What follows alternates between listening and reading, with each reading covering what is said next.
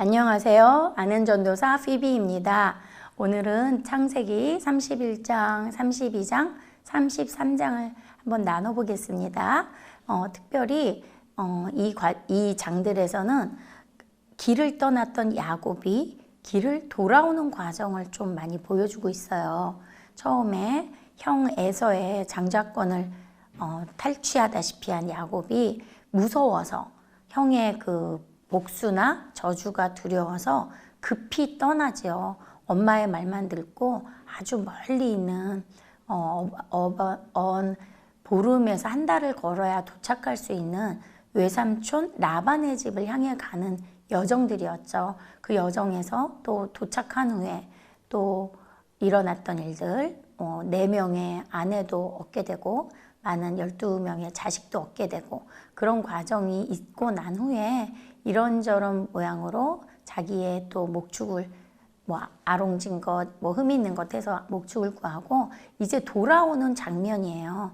그래서 돌아올 때 우리 모두는 떠날 때는 언제 다시 그곳으로 돌아오게 될지 잘 모르고 떠나는 경우가 많은 것 같아요. 그러다 보니까 내가 다시 이곳에 돌아올 수 있을까? 내가 태어난 곳, 내가 그리워하는 가족들이 있는 곳, 혹은 내가 자란 곳, 정말 따뜻한 품 같은, 어머니 품 같은 고국이나 모국이나 고향 같은 곳으로 다시 돌아갈 수 있을까 하는 많은 기대와 꿈을 갖고 사는데요. 어쨌든 야곱은 돌아가고자 합니다. 그게 우리 인생이 노매드 유랑의 길이고 나그네의 길이고 유목민 또 집시의 인생 같다면 그 힘든 인생 중에도 이렇게 돌아갈 곳이 있다는 것은 참 감사한 것이죠. 첫 번째는 그 돌아갈 곳이 있는 사람은 감사한 거라는 걸 한번 말씀드리고 또 두 번째는 그 돌아간 곳이 반드시 안전하고 따뜻하고 편안한 곳이라는 보장이 없는 거에 대해서는 참 저희들이 끝없이 우리가 인생을 마치는 날까지 유랑의 길이라는 게 맞는 것 같아요. 그래서 또 우리가 돌아간다는 걸 하면 회귀 본능 있죠. 인간한테는 자궁 회귀 본능이 있다고도 하고 또 연어들 보면 자기가 알에서 태어나서 있었던 곳으로 반대로 거슬러 올라가서 그곳에 가서 또 알을 낳는다는 그런 회귀 본능들이 우리 모든 사람과 또 동물들에게는 있는 것 같은데 그 귀한 회귀 본능이 있고 또 그것이 지금 이 창세기에서 야곱이 자신이 떠나왔던 곳으로 돌아가고자 하는 꿈을 갖고 가는 장면이 나옵니다. 그래서 저희 함께 살펴보면서 하나님이 어떤 여정을 준비해 놓고 계시는지 보기로 해요. 특별히 31장에서는 15절 같이 읽으면서 나눠보겠습니다. 아버지가 우리를 팔고 우리의 돈을 다 먹어버렸으니 아버지가 우리를 외국인처럼 여기는 것이 아닌가. 이것은 라헬과 레아가 이제 떠나기 전에 자기 아버지 라반에 대해서 대화를 나누는 장면이에요. 특별히 아버지는 너무 욕심이 많고 처음에 야곱에게 약속했던 2딸을 주는 과정에서부터 드러나 있죠. 그리고 야곱을 젊고 건강하고 일 잘하는 야곱을 정말 임금 없이 무료로 많이 노동을 부렸던 아버지죠. 근데 그 2딸이 이제 떠날래니까 자기 자식들과 또 남편의 재산을 챙겨가고 싶은데 아버지가 그것을 다 먹어버렸다는 표현을 해요. 그리고 여기서 중요한 것은 비유를 어디에 했냐면 외국인처럼 취급을 했다. 외국인처럼 여겼다. 라고 표현을 한다는 거에서 저희가 한번 짚어봤으면 해서 다른 많은 이야기들은 여러분들이 다 아시니까 저는 이 부분만 좀 짚어봤으면 합니다. 그러면 여기서 말하는 우리는 모두가 나그네인데 특별히 라반이 외국인들에게 어떻게 대했는지를 알겠죠. 돈을 다 먹어버렸다라는 말을 함으로써 저희가 있는 자리에서 가족일 수도 있죠. 지금 아버지가 자식의 돈을 먹어버린 건데요. 가족 구성원 안에서 혹은 직장 안에서 혹은 어떤 사회단체든지 어느 곳이든지 힘을 가진 자들이 제대로 하나님을 알지 못하고 좋은 마음을 갖지 않으면 자기보다 약한 자들을 구속하고 탈취하는 횡포가 만연했던 거는 요즘이나 그 옛날이나 또 이곳이나 또 그 중근동지방이나 장소와 시대를 불문하고 계속 있어 왔던 우리 인간들의 모습인 것 같아서 참 안쓰럽죠. 그러나 우리가 이게 성경에 이렇게 정확히 적혀 있고 우리가 예수 그리스도의 그 사랑을 받은 존재라면 더 이상 이런 일들이 계속 이어져서는 안 될 것 같아요. 그런데 우리는 이게 나쁜 거라고 말은 하지만 막상 우리가 있는 곳에서 혹은 지내는 곳에서 보면 불평등과 부조리와 불합리로 약하고 헌신한 사람들의 노동력을 착취하는 경우가 너무 많아요. 정말 너무 많아서 저희가 예를 다 들기도 어렵죠. 그래서 법들이 그것을 제재하고 있는데 법으로 얘기하면 또 법을 갖고 하네 뭐네 하면서 또 그런 얘기를 하는 사람들을 나쁜 사람으로 몰아갈 수도 있고 또 그래서 노조 같은 거를 만들기도 하면 또 못 만들게 할 수도 있고 뭐가 더 좋고 나쁘고를 얘기하는 게 아니라 하나님을 믿고 예수님을 믿는 사람들 안에서 너무 횡포가 심할 때 작은 것을 나누지 못하고 자신들의 기준으로 함부로 힘없고 나약한 사람들을 대하는 모습들이 저희들 안에 크리스찬들 안에 있다면 너무 안타깝고 부끄럽습니다. 이제 그런 것들을 우리가 이 성경 안에서 잘 놓치지 말고 찾아냈으면 좋겠어요. 그게 제가 31장에서 꼭 드리고 싶었던 말씀이고요. 이제 그렇게 해서 가족이 다 같이 이제 길을 떠나지요. 그런데 이제 32장쯤에 오면은 이제 야곱의 어떤 심리 상태가 나와요. 이거 여기서는 또 꼭 제가 한번 짚어보고 싶었던 게 32장 5절을 같이 읽으면서 나눠보겠습니다. 내게 소와 나귀와 양떼와 노비가 있으므로 사람을 보내어 내 주께 알리고 내 주께 은혜 받기를 원하나이다 하라 하였더니 이 말은 야곱이 자기의 종들한테 많은 이제 소와 양떼를 같이 먼저 보내요. 에서에게. 보내면서 이제 전해달라고 하는 말이에요. 그런데 자기 형을 주께라고 하면서 주라고 불러요. 그리고 많은 재산을 보내면서 은혜를 받기를 원한다고. 그러면서 이제 그 메시지를 같이 보내죠. 여기서 이제 아직 야곱인 야곱의 심리를 한번 보겠는데요. 역시 야곱은 이제 처음부터 아기 때부터 형의 발 뒤꿈치를 잡고 나온 쌍둥이 동생이고 또 자라면서도 속이는 자라는 이름을 가졌었고 또 결국은 하나님의 때를 기다리지 못해서 엄마 리브가와 함께 아버지 이삭을 속여서 장자권을 먼저 획득하고 또 심리적으로 또 자기의 신변이 위험하다고 느꼈을 때 그것을 안전하게 하기 위해서 외삼촌네로 도망까지 갔다가 이제는 자기 나름대로 가족을 이뤘죠. 12명의 아이들과 또 4명의 아내와 많은 가축을 가지고 이제 돌아가는데 자기가 불안한 거예요.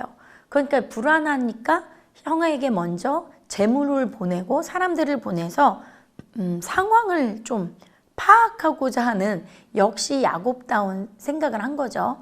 그게 뭐 옳다 그르다를 떠나서 그 야곱의 스타일을 굉장히 정확히 보여주고 있어요. 그래서 야곱은 에서에게 그 재산이나 물질적인 걸 먼저 많은 걸 보냄으로써 에서의 마음을 풀려고 했던 거고 그리고 자기를 죽일까 자기는 싸우고 싶은 마음이 없는데 형한테 어떻게 보여줄까 무지 많은 생각을 하는 장면이 이 장면이었던 거예요. 그래서 많은 것을 보내고 이제 가족까지 다 먼저 보내는 게 야곱이었죠. 그래서 우리 심리 안에는 야곱처럼 자기가 자기 가족과 많은 것을 가졌어도 자기가 잘못한 사람과 화해하지 못했을 때 일어나는 불안한 심리들이 있어요. 그래서 여러분들 하나님이 성전에 재물을 가지고 올 때는 네 형제와 화해하고 오라는 말이 있지요. 그렇다면 그 말 뜻은 무엇이에요? 정말 내가 매일 보는 가족, 내 형제 혹은 내 직장 동료, 내가 같이 맞닥뜨리는 사람들과의 관계가 불편하고 그들에게 뭔가 잘못한 게 있다면 그것을 풀지 않으면 하나님이 그 재물을 기뻐 받으시지 않는다는 뜻으로 볼 수 있거든요. 그렇다면 여러분들 우리 모두는 관계 안에서 어렵고 힘든 일은 분명히 일어나요. 사람들이 다 살아온 환경이 다르고 자신들이 가치관이 다르고 생각한 게 다르다면 반드시 갈등이 있고 반드시 부딪힘이 있습니다. 그렇지만 그 부딪힘을 그냥 버려두는 게 아니라 용기를 내서 정말 내 생각이 이러이러했는데 내가 잘못 생각했다면 사과한다거나 아니면 너무 생각이 달라서 우리가 조율하기가 어렵다면 서로 어떻게든 조율해보자고 한다거나 이런 어떤 과정을 통하고 하나님 전에 재물을 가지고 나오라고 하실 만큼 관계 회복이 중요한 거죠. 근데 어쨌든 야곱은 자기 방식대로 어떤 많은 재산을 먼저 보내고 자기 목숨이 두려우니까 자기는 제일 마지막에 갑니다. 그게 이제 32장에서 저희가 한번 짚어본 내용이고요. 그러다가 혼자 남은 그곳에 어떤 사람과 밤새 씨름을 하는 것이 나오죠. 그 장소를 이제 브니엘이라고 해요. 브니엘이라고 야곱이 이름을 지은 것은 처음에 떠나올 때는 하나님의 그 사닥다리 사건, 거길 만나서 하나님의 집, 정말 하나님의 문 해서 거기서 하나님과 또 하나님이 보호해 주신다는 어떤 사인으로 만났다면 돌아갈 때는 이제 야곱이 아주 중요한 브니엘 사건을 만나요. 그 브니엘은 하나님과 결혼했는데 내가 살아남았다. 하나님을 만났는데 내가 살아남았다라는 뜻이에요. 그러니까 야곱은 참 그 이름과 연관이 많죠. 자기 이름이 교활한 자, 속이는 자. 그랬다가 뭐 떠나오면서 베델이라는 하나님의 집, 뭐 하나님의 문, 하나님의 기도하는 집, 뭐 이런 어떤 이름들의 장소도 정했다면 또 돌아오는 곳에서 하나님을 대면한 거죠. 원래는 그래서 하나님이라고 말도 안 해주세요. 내가 지금 당신이 누구십니까? 말도 안 해주시는데 밤새 씨름을 해서 그분을 이기는 거예요. 너무너무 아주 절실하게. 왜? 내가 여기서 살아서 돌아가도 에서 형한테 뭐 죽음을 당할 수도 있는 거고 정말 길고 힘든 인생을 살고 있지만 너무 힘드니까 맞닥뜨린 그분과 끝까지 싸워서 씨름을 해서 이기는 거죠. 그런데 그 상대, 하나님이라고 보여지는 그 상대가 뭐 이기지 못하겠으니까 그 결정적인 마지막 과정에 그의 환도뼈를 부러뜨리는 과정이 나오면서 그래 네가 이겼다 하면서 두 가지를 하죠. 하나는 환도뼈를 부러뜨리면서 이 일을 기억하게 평생 다리를 절면서 하나님을 만났던 그 시점을 기억하게 해주고 그 다음에 또 하나는 야곱의 이름을 바꿔주세요. 중요한 장면이라 제가 말씀드리면 여러분 다 아시지만 그 중요한 이스라엘이 탄생하는 장면이에요. 그래서 이제는 더 이상 야곱은 그 이름으로 불리지 않고 이스라엘이라는 이름으로 불리죠. 물론 이스라엘은 여기서 그가 낳은 12아들로부터 파생된 12지파가 나중엔 예수님의 12제자로 바뀌죠. 그래서 결국은 12사도가 돼서 우리가 공동체로 섬기는 교회에 한 세팅이 되고 그 의미가 돼서 서로가 서로를 돌보고 서로가 서로를 사랑하는 과정의 그 12제자가 되는 12지파의 아버지로 이스라엘로 탄생하는 거예요. 그래서 이스라엘은 사람이 하나님과 싸워서 이겼다. 그래서 사람과도 이기겠지만 그 이김이 결국 예수님으로 오면서 예수님은 이 세상과 싸워서 이기신 승리의 하나님이 되셔서 저희 어렵고 연약한 저희들이 서로 소통하고 화목하게 하는데 정말 그 근본으로 찾아 올라가면 이스라엘이라는 이름을 주는 사건이 되는 거죠. 그래서 32장에서는 저희가 그것을 한번 나눠봤으면 좋겠고요. 그리고 마지막 33장에서는 그렇게 불안해하고 그렇게 두려워했던 에서를 야곱이 결국은 만납니다. 그 장면을 한번 읽어보겠습니다. 33장 4절과 5절을 읽겠습니다. 에서가 달려와서 그를 맞이하여 안고 목을 어금 맞추어 그와 입 맞추고 서로 우니라. 에서가 눈을 들어 여인들과 자식들을 보고 묻되 너와 함께한 이들은 누구냐? 야곱이 이르되 하나님이 주의 종에게 은혜로 주신 자식들이니이다. 그 다음에 계속 내용 나오죠. 에서가 본인을 죽일까봐 너무너무 두려워했던 그 마음을 그 하나님과 씨름하고 난 다음에 에서를 만났을 때 에서가 달려와서 끌어안고 목에 입을 맞추고 서로 울었대요. 이게 우리는 말하는 형제 간의 사랑이 아닐까 싶어요. 그 사이에는 서로 불안해했고 미워도 했겠지만 화목하고 화해하고 회복한다는 것. 정말 우리가 많은 갈등 속에서 살지만 그 갈등을 그냥 갈등으로 놔둔다면 그것에는 의미가 없는 것 같아요.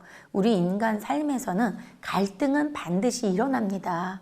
아무리 사랑하는 부부도 저녁만 되면 헤어지기 힘들어서 막 같이 있고 싶어서 난리가 났던 부부들도 결혼하고 살다 보면 나 저 사람이랑 하루만 헤어져 있었으면 좋겠어 이런 말 하시는 분도 있고 뭐 정말 헤어지는 분들도 있고 또 같이 있기 힘들어서 막 괴로워하는 분들도 있죠. 그렇기 때문에 인간은 아무리 사랑하는 관계 속에서도 서로가 갈등이 있을 수 있어요. 그게 있는 게 문제가 아니에요.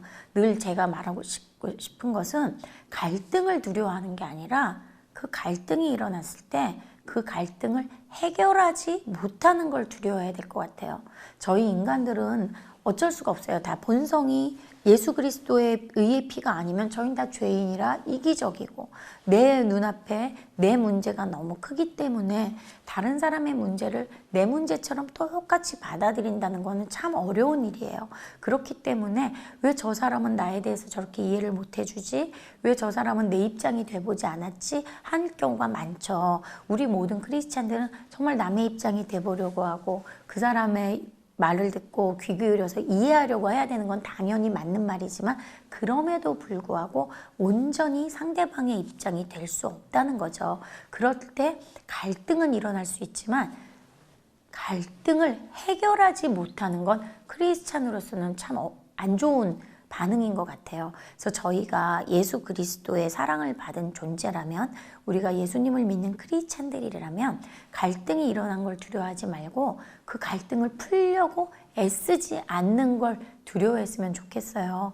어디서나 2명 이상 모인 곳 어느 조직에서나 갈등은 있을 수 있습니다. 그곳이 교회라도 갈등은 있을 수 있고요. 그 어떤 하나님의 말씀으로 하나님의 슬로건을 걸고 말씀으로 일하는 곳에서도 갈등은 있을 수 있습니다. 그렇지만 그 갈등을 서로가 대화가 됐던 무엇이 됐던 어떻게든 노력하고 풀고 서로가 서로를 이해하고 화목하려고 애쓰는 그런 모습을 하나님이 기뻐하실 것 같아요. 그래서 오늘은 야곱이 이제 에서를 만나서 화해하는 형제 간의 화해를 보면서 저희도 목숨을 걸고 도망갔던 거잖아요. 목숨보다 더 귀한 게 어디 있겠어요. 그런 어려운 목숨이 걸렸던 갈등이었지만 결국은 어떤 방법이 됐던 형제가 서로 끌어안고 입맞추고 우는 귀한 화해의 날들이 여러분의 삶에 또 저의 삶에 매일매일 있었으면 하고 바라봅니다. 감사합니다.